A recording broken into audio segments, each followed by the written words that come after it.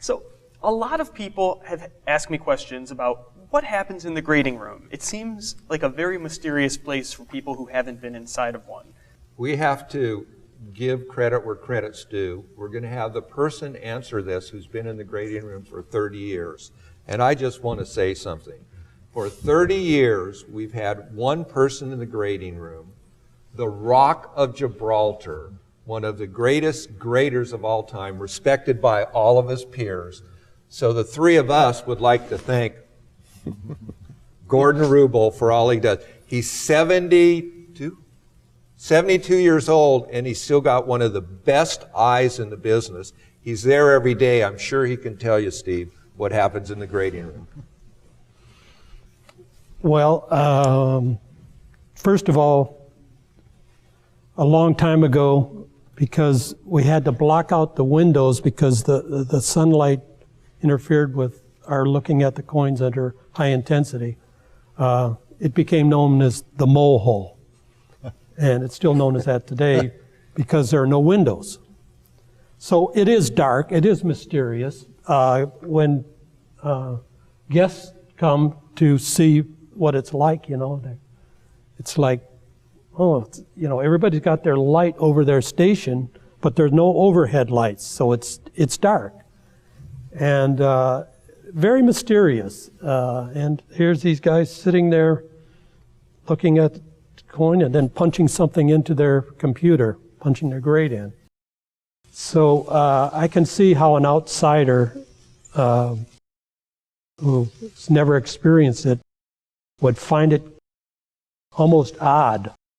We've got some scary stuff for collectors. No. One more thing that collectors can have confidence, okay? And,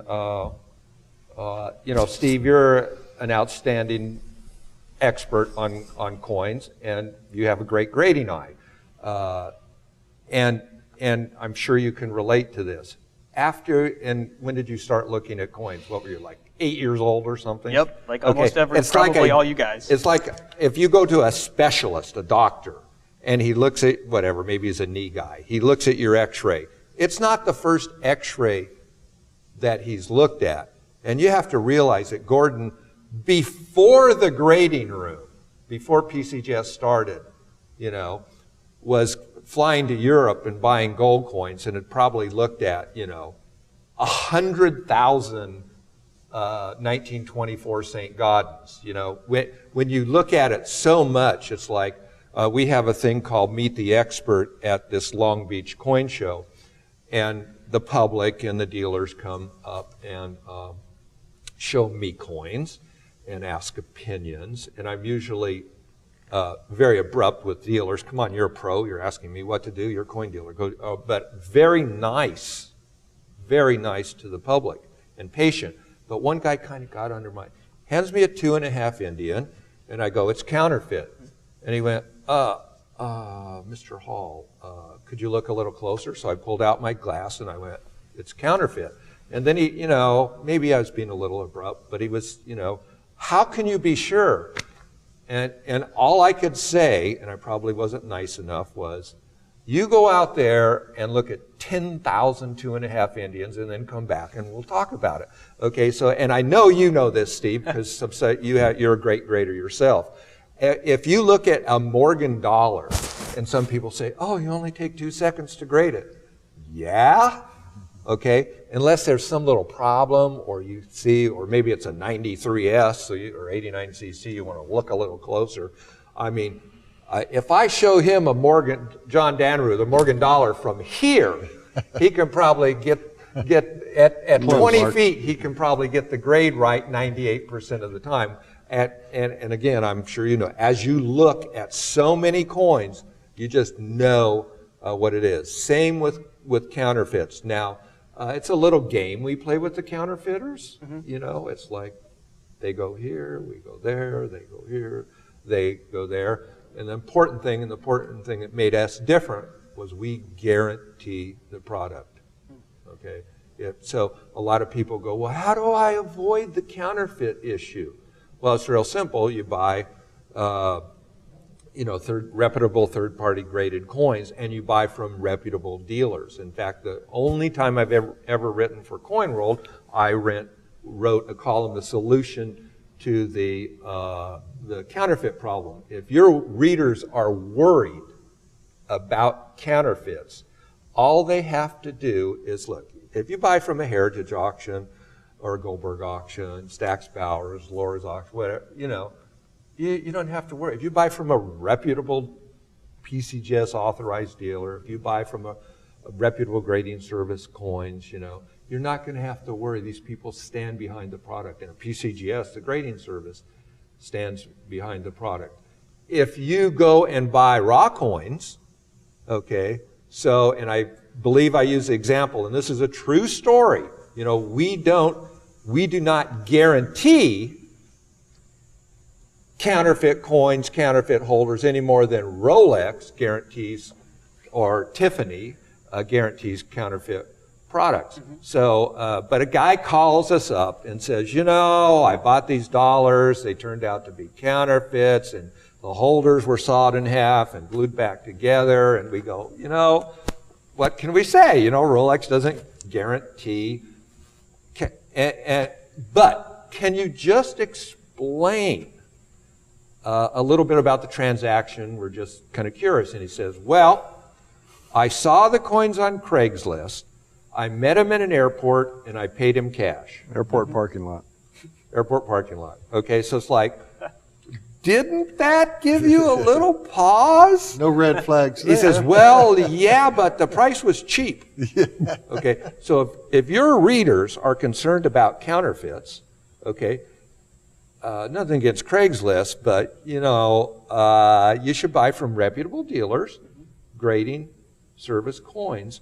And if you ever, unlikely event you have a problem, it'll be taken care of. If you want to buy from some of these raw coins or even coins and holders, because they counterfeit the holders too, okay, you're standing as much a chance as if you buy a Rolex on Canal Street in New York, okay? New Orleans. So there's a Canal Street in New York. Oh, is there? Okay. Yes, and it's the same as Canal Street in New Orleans.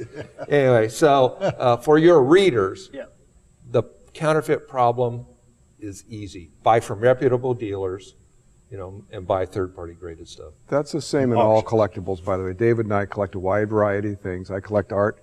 I went to 2 or 3 great art dealers. I collect pottery. I went to one guy that I think is the best in pottery. I mean, you collect different things and you go to specialists. There's no free lunches. You're not going to go buy something wholesale. You have to pay what the going market is for great things. People think they can save 20% or 10% or whatever buying it on Craigslist. This is what happens. So with counterfeits, it's very black and white. A coin is counterfeit or it's not. But a lot of our readers had questions about questionable toning, artificial toning. Do you have any hints or tricks that people can use to detect that? 30 years of looking at 30 million coins. Well, It's like a refinished piece of art or a refinished antique firearm or something else. You just look at enough of them, pretty soon you learn. Here at each Long Beach show, there's a Heritage auction, and they have lot viewing, and I'm sure you've looked at the coins. Mm-hmm. And there's no charge to look at the coins. In fact, they'll let you look all day if you fill out the little card with your email address on it, okay? So look at some coins. Look at coins that have been graded by PCGS and look at the toning.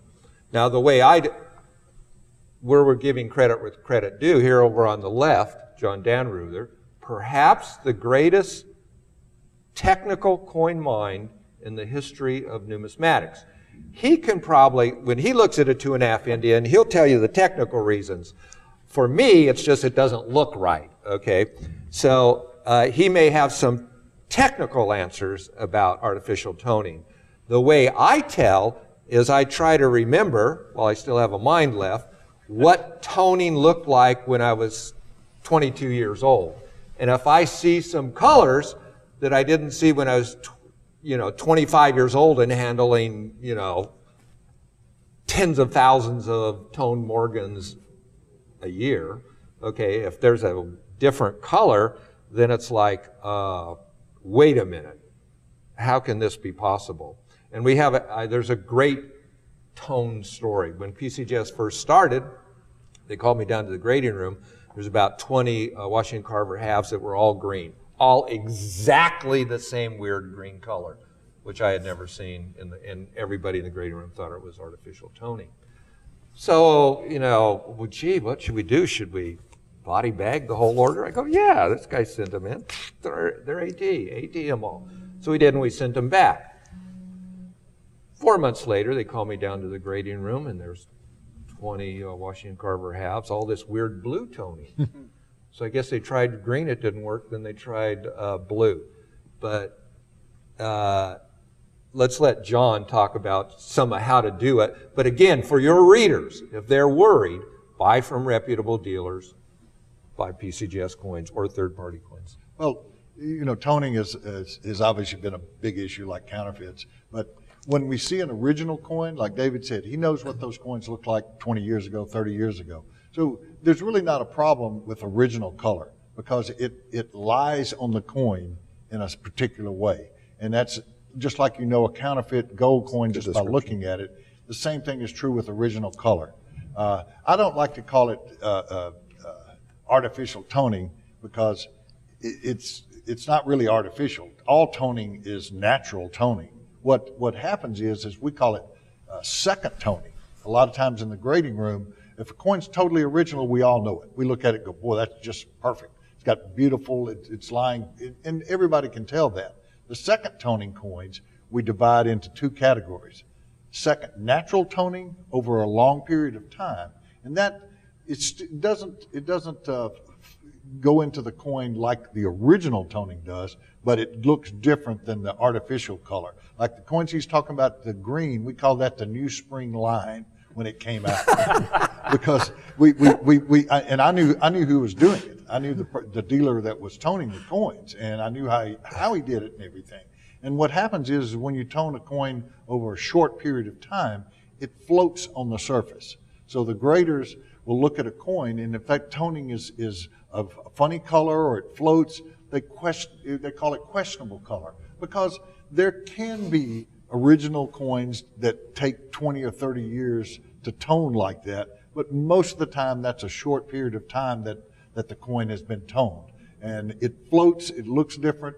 It's very difficult to describe. It's like I try to tell people, they said, how do you know this coin's a proof? Well, it's got the watery look. And they said, well, what are you talking about? Well, it's something that the difference in a DMPL dollar and a proof, the DMPL dollar has a certain look. The proof has a watery look. And it's very difficult to verbalize, but we know what it is. And so, the same thing is true with the artificial color versus second toning. Second toning, natural second toning, we'll grade the coin. I mean, unless it's just horrible looking, I mean, sometimes the toning's so ugly that they'll no grade it for that, or actually, I guess, net grade it. But the coins, it depends. We do have a environmental damage. If it's so crusty and dug into the surface, then it's not ruins the coin, but kind of ruins the coin. Well, John, that brings up a great question that somebody asked. We had a lot of very specific questions, but one involved 1907 St. Gaudens high relief gold. And PCGS differs from another grading service in calling them proofs. A reader asked, what's the reality about the high relief 1907 proof gold? Do proofs really exist? You ready for this? Go ahead, JD. I'm going to make it short because I could talk for an hour. Roger Burdett has actually done all the research on this. If you go back and read his books about it, they did not make proof high reliefs. What they did is they struck them several times, but the coins that have been called proof use a collar that was used on the ultra high reliefs. So they're using that as their diagnostic, as the main diagnostic. I've suggested to David that we call the coins mint state, give them an MS grade, and note that the collar is the ultra high relief collar. So that would distinguish these early strikes with all this swirling die polish. They did not strike them as proofs, although in doing research, Waldo Newcomer bought from the Charles Barber estate several pattern high reliefs with different curvatures and paid $50 a piece for them in 1917. Those coins have never been identified. those technically, I guess you could call, since they're patterns, would be proofs, but nobody's ever seen these coins. If we have, we didn't recognize them. But the ultra high relief edge is an interesting variety. And that's what, if we do decide to recognize it, we'll recognize it as a variety. And I believe only the flat rim high reliefs use that ultra high relief edge. So it's possible in the future we could recognize them as a distinct variety, but grade them mint state. That's the great technician's answer. I'll be more blunt. We don't call them proofs because we don't think they're proofs. Fair enough.